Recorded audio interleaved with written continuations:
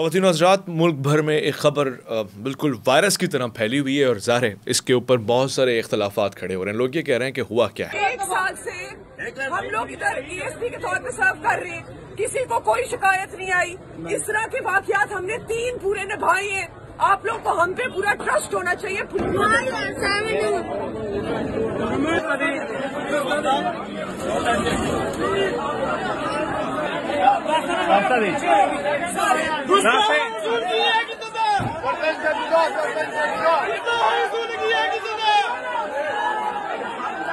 मैं आपको बताता हूँ, पंजाब के एक इलाके में एक खातून एक रेस्टोरेंट की तरफ गई और मैं लिबास जो उन्होंने पहना हुआ है उसके ऊपर अरबी इबारतें लिखी हुई हैं, यानी अरबी लैंग्वेज में कुछ लेटर्स में लिखा हुआ है।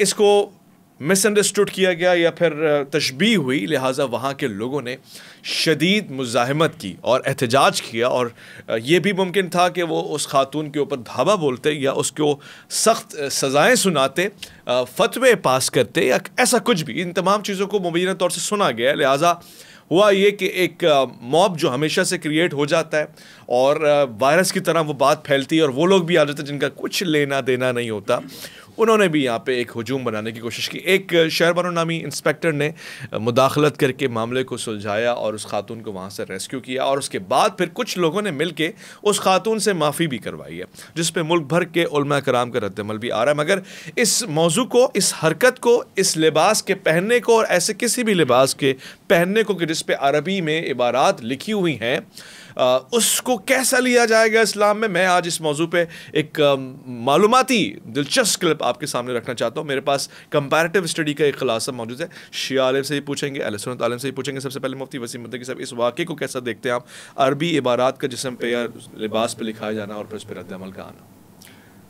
बिस्मिल्लाहिर्रहमानिर्रहीम। देखिए, बात ये, जब भी इस तरह का कोई वाक़या हो जाता है तो हर शख्स उसमें अपना हिस्सा डालना शुरू कर देता है और उस वाक़े के हक़ाइक़ क्या हैं, वहाँ की ग्राउंड रियलिटीज़ क्या हैं, उन चीज़ों को जाने बग़ैर कोई शख्स जिस तरह का नज़रिया रखता है ना, वो उसी तरह के हिसाब से कमेंट्स पास करता है और फिर हद तनक़ीद बनाना शुरू कर देता है। मेरा इसमें कहना ये है कि सबसे पहले तो ये बात समझें कि जब ये वाक़या हुआ, उस वाक़े के होने के बाद जिन लोगों ने वहाँ पर उस ख़ातून को हिरासा किया, वो लोग कौन थे। खामी तो यहाँ से आपको पकड़नी चाहिए। वो लोग आम अवामुन्नास, यानी जिनको ये पता ही नहीं है कि इस अरबी इबारत का मफ़हूम क्या है। तो पहला सवाल तो ये पैदा होता है कि फिर आप अपने बच्चों को अरबी तालीम भी दें। सही बात। तो उनको पता तो होना चाहिए कि भाई इस अरबी लफ्ज़ का माना क्या है। अब ये थोड़ी है कि अरबी में अगर गाली भी लिखी है तो कोई शख्स उसको भी जाकर चूमना शुरू कर दे और उसको कुरान की आयत बताना शुरू कर दे। तो सबसे पहली खामी तो ये है कि अगर आप उलमा को तनक़ीद कर रहे हैं यहाँ पर, जैसा कि कुछ लोग कर रहे हैं मजहबी तबके को, तो भाई आप जो आपकी आवाम है उसको अरबी तालीम देना ताकि उसको पता होना चाहिए। दूसरी इस बात की हकीकत ये है कि जब इस तरह का ये वाक़या हुआ तो उलमा ने ही आकर रहनुमाई की कि भाई ये जो है कुरान की आयत नहीं लिखी हुई हैं, तो आप उनको भी तो अप्रिशिएट करें ना कि ये उलमा ने फितने को ख़त्म करने वाली बात की है। क्योंकि अब कुछ लोग उठते हैं ना, इसी वाक़े को सामने रखते हुए उलमा और मजहबी तबके के ऊपर तनक़ीद शुरू कर देते हैं। तो उलमा ने तो लोगों को फसाद से बचाया, उन्होंने आकर रहनुमाई की कि भाई ये मामला ऐसा नहीं है। ये तो होगी उस वाक़े की हकीकत। अच्छा, दूसरी बात, जी दूसरी बात ये यहाँ 2 बातें हैं।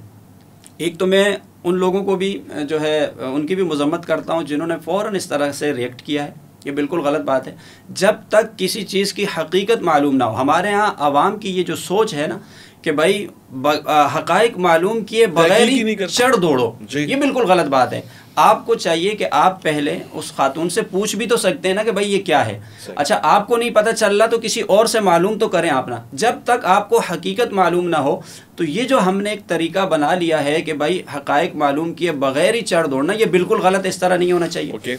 और नंबर 2 ये कि मैं यहाँ पर उस खातून के हवाले से भी अर्ज़ करूँगा, ये एक मेरी गुजारिश है और हमेशा वो बात करनी चाहिए जिससे माशरे से फ़साद ख़त्म हो। हमारे उर्फ़ के अंदर चूँकि जो अरबी के हवाले से जो एक कॉन्सेप्ट चल रहा है, वो उसको बड़े अदब के साथ लोग देख रहे होते हैं और ज़्यादातर कुरान और अहादीस की तरफ लोगों का रुझान जाता है। चूँकि अब हमारा उर्फ़ ऐसा है, इसलिए उर्फ़ का भी लिहाज रखना चाहिए, हमारे उर्फ़ का भी ख्याल रखना चाहिए। यहाँ का ना तो रिवाज है, نہ یہاں کا طریقہ ہے.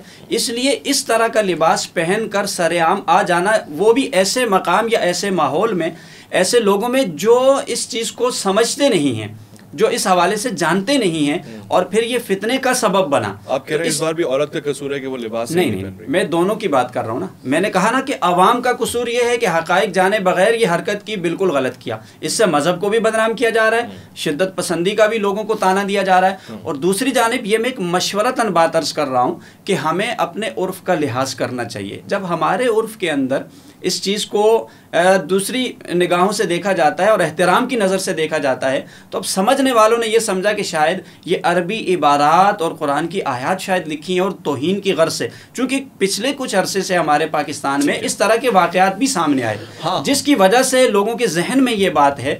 لیکن اس کا یہ مقصد ہرگز نہیں ہے کہ آپ اس واقعے کو لے کر مذہبی طبقے کو تنقید کرنا شروع کریں. ٹھیک ہے، علامہ صاحب نے، آپ کی طرف بھی آؤں گا، مفتی صاحب نے تو دفاع فرمایا علماء کے طبقے کا اور کہا کہ اس کو آپ احتجاج کا نشانہ نہ بنائیں. خاص طور سے نصیحت بھی فرمائی خاتون کے لیے کہ بھئی وہ ایسا عرف کے حوالے سے لباس پہنے. آپ کیا کہیں گے، اس معاملے کو کیسا دیکھتے ہیں؟ دیکھیں آج کل جو ہے عرب دنیا کے اندر جو ہے یہ فیشن آیا ہے، اور وہاں پر بھی خواتین جو ہے نا عبارات لکھی جو ہے نا عبایا پہنتی ہیں، کرتے پہنتی ہیں. تو اول چیز یہ ہے کہ جب ہم ویڈیو دیکھ رہے تھے تو اس میں اس وقت بھی ایک مولانا وہاں پگڑی پر موجود تھے جو ان سے کہہ رہے ہیں کہ اٹھ کے کھڑی ہو اور اس پہ آیتیں لکھی. آیتیں بالکل نہیں تھی اس کے اندر، وہ عربی عبارت لکھی تھی الحیات حلو، یعنی زندگی خوبصورت، اس طرح کی کوئی عبارت تھی.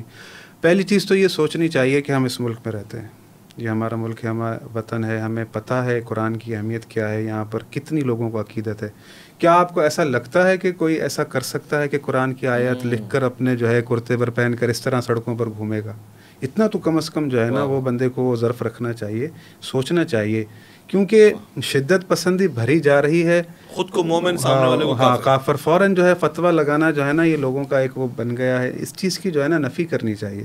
وہاں پر آپ دیکھ لیں ویڈیو میں کھڑے ہیں اس کے ساتھ امامے کے ساتھ داڑھی بھی ہے، تو بھائی ٹھیک ہے، وہ تو آپ نے جو ہے اور داڑھی کسی عالم ہونے کی نشانی تو نہیں، بہرحال کم از کم اتنا بندے کو سوچنا چاہیے اس مسلمان ملک کے اندر. یہی میں عرض کر رہا ہوں نا کہ یہی غلط ہوا نا کہ جو کوئی داڑھی امامے والا کھڑا ہوتا ہے نا، لوگ اسی کو دیکھ کے یہ بنا لیتے ہیں کہ شاید مولوی ہے، یہ مولوی ہے. کم از کم اگر ایسا کچھ ہے تو فوراً آپ کسی کو بلا لیں، ٹھیک ہے، بلا لیں کہ بھئی یہ مولانا دیکھیں کوئی حافظ قرآن، کوئی بھئی یہ کیا عبارت لکھی ہے، اس کا ترجمہ کیا ہے، تو پھر جو ہے ایک مسئلہ حل ہو جائے.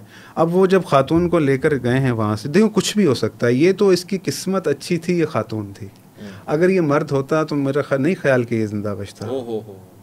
یہ اس کی جو ہے سمجھ لیں کہ ایک بھلائی سمجھ لیں، خدا بند متعال اس کی محافظت فرمائے. پھر جو معاملہ تھانے کے اندر ہوا ہے، کیا یہ اچھا لگتا ہے خاتون کو کھڑا کر کے وہ اس کے لباس کو دیکھ رہے ہوتے کہ کیا لکھا ہوا ہے؟ نہیں، دیکھیں دور سے بھی پتہ چل رہا ہے، صاف نظر آ رہا ہے. ایک سمجھدار آدمی، ایک قرآن حافظ، ایک عالم جو ہے ایزیلی سمجھ سکتا ہے، کہ ضروری نہیں ہے کہ وہ اس کو جو ہے نا وہ بالکل آنکھوں سے غور سے کرے. دور سے ہی پتہ چل رہا ہے کہ عبارت کیا لکھی ہے. تھانے میں کیوں؟ تھانے میں پھر جو ہے وہ آپ دیکھ رہے ہیں کہ مولانا بیچ میں وہ خاتون بیٹھی ہیں، ایک مولانا اس طرف ایک مولانا اس طرف. وہ کہہ رہے ہیں ہم نے ان کو معاف کر دیا. بھائی جب اس نے گناہ کیا ہی نہیں، آپ عالم ہیں، آپ یہ کیوں کہہ رہے ہیں؟ دیکھیں نا کتنی ہراس ہو رہی ہے. ایسی موقع پر کچھ بھی ہو سکتا ہے، ہراسمنٹ میں اس کو ہارٹ اٹیک ہو سکتا ہے کہ بھئی میرے ساتھ یہ کیا ہو رہا ہے. تو میرے حساب سے اگر یہ لوگ جنہوں نے جو موجود تھے اور اس طرح سے انہوں نے جملے کہیں وہ ہراس میں تھی، تو ان پر دیت بنتی ہے ہراسمنٹ. دیت بنتی ہے؟ بالکل بنتی ہے. یہ دیت کا فلسفہ بیان کرتے ہیں بھائی وہ کیونکہ اس کو اذیت ہوئی ہے نا، اس نے وہ جرم کیا ہی نہیں جس سے اس کی معافی منگوائی جا رہی ہے. وہ بالکل ہراسمنٹ میں، اس کا مطلب ایسا ہے کہ اس کو پتہ نہیں ہے کہ میرے ساتھ ہوگا کیا. ممکن ہے میں قتل کر دی جاؤں، ممکن ہے اس کی کیفیت جو ہے برداشت نہ کر سکے، ہولڈ نہ کر سکے، اس کو کچھ اپنی اندرونی کیفیت میں ایسا کچھ ہو جائے کہ وہ اپنی موت مر جائے، تبھی موت آ جائے. تو بھائی یہ اصل میں ایسا ہے کہ عوام کے اندر شعور پیدا کیا جائے. اتنی کم، آپ وہ دیکھ لیں سری لنکا کا واقعہ.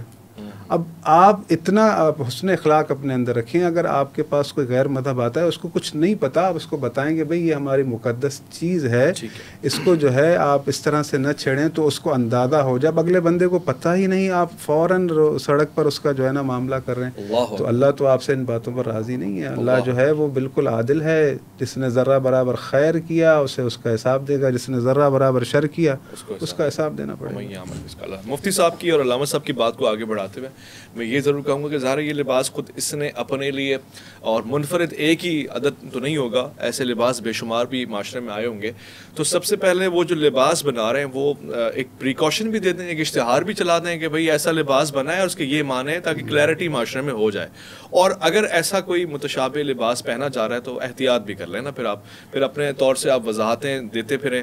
اور تیسرا میں کہوں گا کہ معاشرہ تھوڑا سا ہمارا ویل ایجوکیٹڈ ہو جائے، وہ چیزوں کو ذرا ہضم کرنا شروع کر جائے اور فوراً سے کسی طبقے پہ بھی الزام نہ لگا دے. ہمارے پہلے تو یہ چلا کہ جی وہ فلاں سیاسی مذہبی جماعت ہے، اس کے لوگوں نے کیا ہے، اور یہ بھی ریئیکشن غلط ہو سکتا ہے.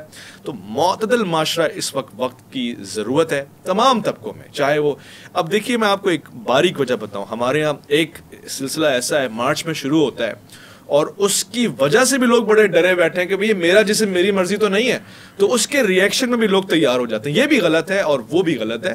ایک معتدل معاشرہ، میں اس خاتون سے ایک پاکستانی ہونے کی حیثیت سے معذرت خواہ بھی ہوں، شرمندہ بھی ہوں، اور ایک مسلمان ہونے کی حیثیت سے اس کے تحفظ کا ضامن بھی ہوں. اور اس کے لیے میں کہوں گا کہ پروردگار آپ کے جو محرم رشتے ہیں، جو محرم رشتے ہیں، ان کو خاص میں اپنے ساتھ رکھے اور ان کو زندگی دے تاکہ آپ ان کے ساتھ سفر کر سکیں، محفوظ رہ سکیں. اور آپ کی صحت و سلامتی کے لیے دعا کروں. علامہ صاحب نے بتایا کہ وہ لوگ جو معاف کر دینے کا اظہار کر رہے تھے ان کو دیت دینی پڑے گی. نکالیں دیت. پیسے کتنے میں علامہ صاحب سے پوچھتا ہوں. بہت بہت شکریہ. اللہ حافظ.